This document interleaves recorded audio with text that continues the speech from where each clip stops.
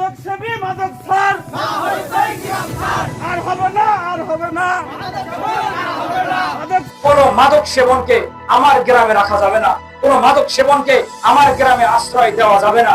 যদি বাইরের কোন জেলা থেকে, বাইরের কোন গ্রাম থেকে আমার এলাকায় কেউ মাদক বিক্রি করতে আসে, মাদক সেবন করতে আসে, তাকে তো আমরা ছাড় দেব না। রাতের বেলা একসাথে খান, এক টেবিলে বসে খান, খাওয়ার সময় আস্তে আস্তে ধীরে ধীরে বোঝান ওদেরকে। এভাবে আমরা সবাই ঐক্যবদ্ধ হয়ে কাজ করতে পারি, তাহলে মাদক ব্যবসায়ী এলাকা ছাড়বে, আমরা মাদক ছাড়তে বাধ্য হবে। চুয়াডাঙ্গা জেলার সদর থানার সুমিরদিয়া গ্রাম রেলপাড়ার যুব সমাজ এবং স্থানীয় লোকেরা একটি আন্দোলন গড়ে তুলেছেন।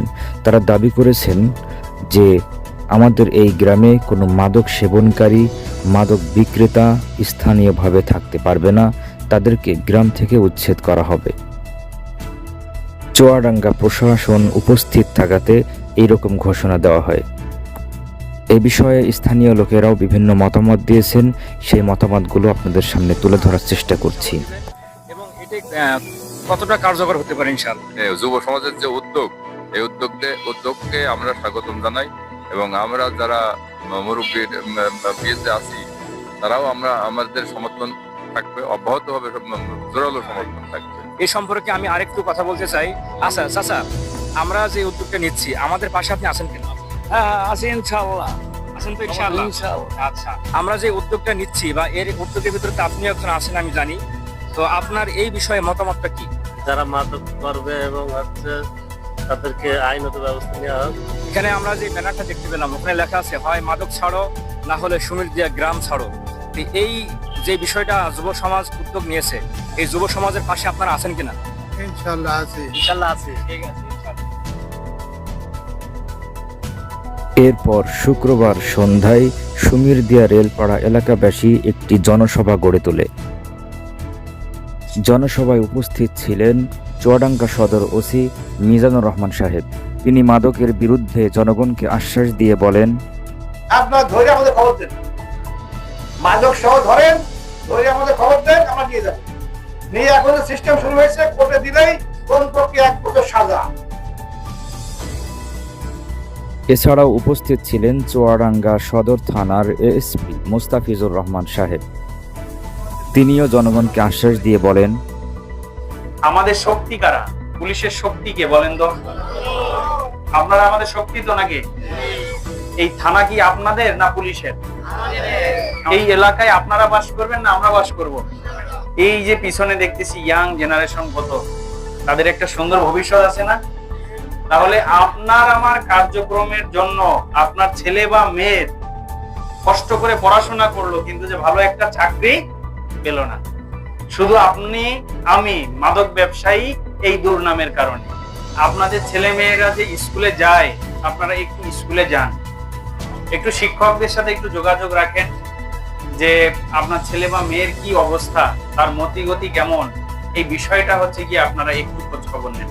যে জুয়া যে কার্যক্রম, আপনারা এইটা বিষয়ে একটু সতর্ক থাকেন। আমাদের সচেতনতার চেয়ে বড় প্রতিরোধ আর কোনো কিছু নেই।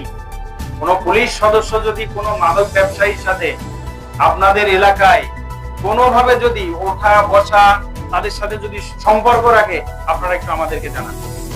আর হচ্ছে যখন কাউকে ধরবেন অবশ্যই ভিডিও করে রাখবেন, 2-4 জন যেন থাকে, সে কি বলে, কেন এসেছে, এগুলো একটু আপনারা ভিডিও করে রাখবেন। পারবেন তো এগুলো? অবশ্যই। আর পুলিশের উপরে যে আপনাদের আস্থা আছে, এর জন্য জেলা পুলিশের পক্ষ থেকে আপনাদের প্রতি কৃতজ্ঞতা প্রকাশ করছি। আপনাদের পাশে এই চুয়াডাঙ্গা জেলা পুলিশ 24 ঘন্টা আপনাদের পাশে আছে। আমার পুলিশ আপনাদেরকে সহায়তা করার জন্য 24 ঘন্টা প্রস্তুত। শুধু আমাদেরকে একটু আসার সময়টা দিবেন একটু, কেমন? এতটুকু তো দেওয়া যাবে নাকি? আর আমি সার্কেল অফিসার, আমার সরকারি নাম্বারটা একটু বলে দিচ্ছি, আপনারা একটু সেভ রাখেন। 01320148144। এটা সরকারি নাম্বার তো, যে সদর সার্কেল অফিসার এই হিসাবে লিখে রাখলেই হবে।